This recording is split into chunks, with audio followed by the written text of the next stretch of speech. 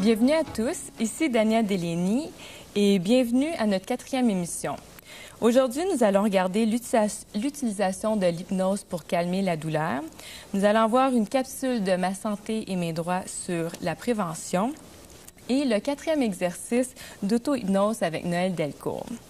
Je suis présentement en studio avec Mme Denise Jaudoin, présidente du Syndicat des infirmières et infirmiers en pratique privée du Québec. Bonjour. Bonsoir. Pouvez-vous nous parler un peu du but de votre organisme? Bien, nous existons en tant que syndicat professionnel des infirmières et des infirmiers pour s'ajuster aux nouvelles réalités dans le cadre de la réforme de santé au Québec. Ce qui veut dire qu'un nombre de plus en plus important d'infirmières devront créer leur emploi dans le réseau privé, puisque des mises à pied sont très nombreuses, d'une part. Puis d'autre part, les besoins de la population sont très nombreux à domicile. Donc, nous sommes là pour nous donner des outils pour faire face aux nouvelles réalités, notamment tout un programme de formation continue. Donc, au fond, vous nous parlez d'une nouvelle définition du rôle de l'infirmière? En effet, disons que cette définition-là, elle était déjà en cours depuis une quinzaine d'années parce que nombre d'infirmières utilisent déjà les approches dites alternatives. Mais là, ce que nous voyons apparaître, c'est le modèle d'infirmière conseillère en santé, le modèle d'une infirmière qui devient une professionnelle autonome dans l'exercice de ses fonctions et dans une approche globale et holistique. Et bien sûr, ceci voudra dire en même temps que des soins à domicile, des consultations en cabinet privé. Comment est-ce que les infirmières reconnaissent les bienfaits des méthodes naturelles, puis encore plus précisément de l'hypnose? Bien, voyez-vous, l'infirmière, elle est confrontée, on pourrait dire quotidiennement, par la douleur. La douleur sous toutes ses formes, parfois ce sont des douleurs moins importantes, moins aiguës, mais il y a aussi des douleurs qui sont très aiguës. Il y a des douleurs qui sont périodiques, temporaires, et des douleurs qui sont existantes, presque omniprésentes dans la vie des patients. Et bien sûr qu'il y a les médications, mais nous connaissons très bien que les effets toxiques des médications, surtout quand elles sont prises à long terme. Nous savons aussi qu'il y a tous les effets de dépendance de la médication. Alors, l'hypnose et l'auto-hypnose en particulier donne à l'infirmière un outil, un moyen, une méthode naturelle qui permet au patient de maîtriser sa douleur et d'éviter aussi tous les effets secondaires de la médication. Parce que relié à la douleur, il y a toujours le facteur stress, anxiété. Alors, l'auto-hypnose et l'hypnose jouent un rôle très important à ce niveau-là. Donc, pour l'infirmière, nous considérons que c'est extrêmement bénéfique. Est-ce que vous pouvez nous donner un exemple pratique? Bien, j'en aurais plusieurs, mais disons que je vais vous donner un exemple, par exemple, d'une dame qui prenait du Dilaudid, qui est une médication qui est comparable à la morphine ou au Demerol. Elle en prenait 125 mg à toutes les 4 heures. Et avec l'hypnose et surtout l'auto-hypnose que je lui enseignais, j'étais avec elle à tous les jours, en privé. Elle a réussi à diminuer la dose de sa médication à 25 mg aux 12 heures. Donc, c'est très, très marqué comme bienfait. Et aussi, il faut ajouter que ça a eu un effet chez cette dame-là au niveau global de son bien-être. Elle a appris à rentrer en contact avec elle-même. Elle a appris à se détendre mieux. Elle a appris à vivre ses difficultés physiques différemment.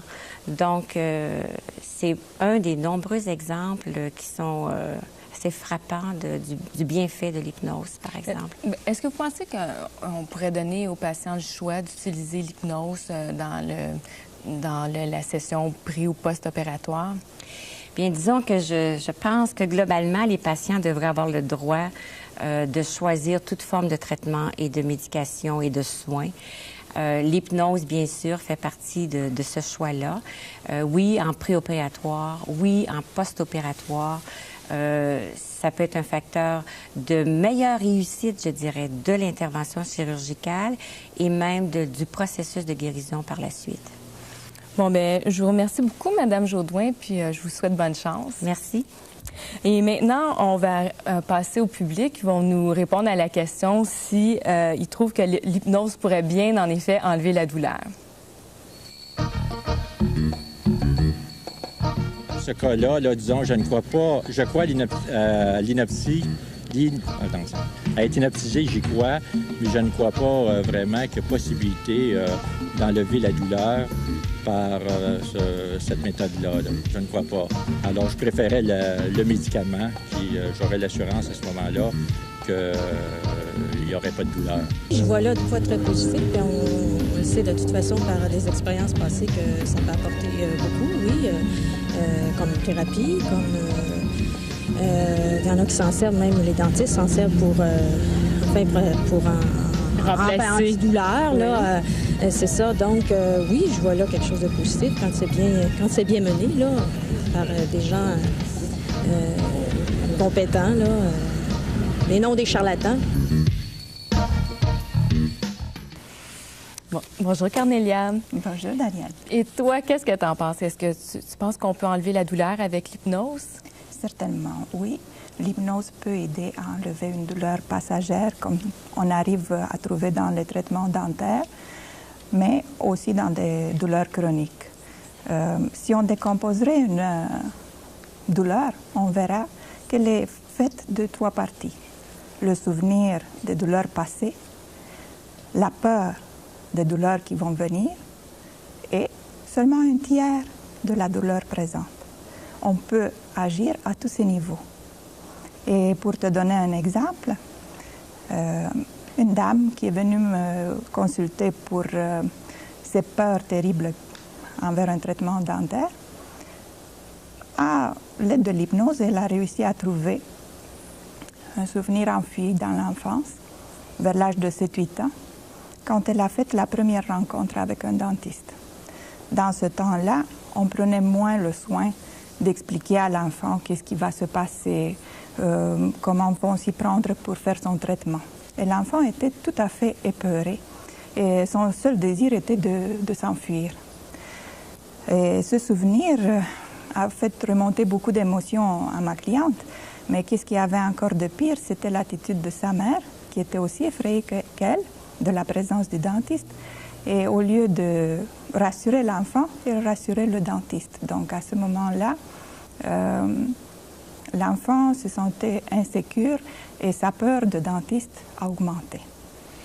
Est-ce que tu peux nous donner un autre exemple? Bien sûr, il y en a d'autres exemples où la douleur est maîtrisée à l'aide de l'hypnose. Par exemple, un adolescent qui faisait des migraines à répétition et qui découvre qu'à l'origine de ces migraines sont ses colères mal assumées. L'adolescent se mettait en colère et ne pouvait pas l'exprimer d'aucune manière. Et il tournait cette colère contre lui-même et se défoulait en mangeant en excès et en consommant trop de gras. La migraine s'en suivait peu de temps par la suite. En apprenant à gérer ses colères, les migraines se sont enfuies. D'autres exemples, bien sûr, on peut toujours en donner. Des douleurs menstruelles qui sont aussi fréquentes chez plusieurs femmes. Par exemple, une dame qui est venue me consulter pour ses douleurs menstruelles découvre que dans sa famille, la position des femmes était toujours une position d'infériorité, position qu'elle n'acceptait pas. Et en rejetant cette position de ses précédents, des autres femmes de sa famille, elle rejetait aussi sa féminité et son corps l'avertissait qu'elle n'est pas dans la bonne voie.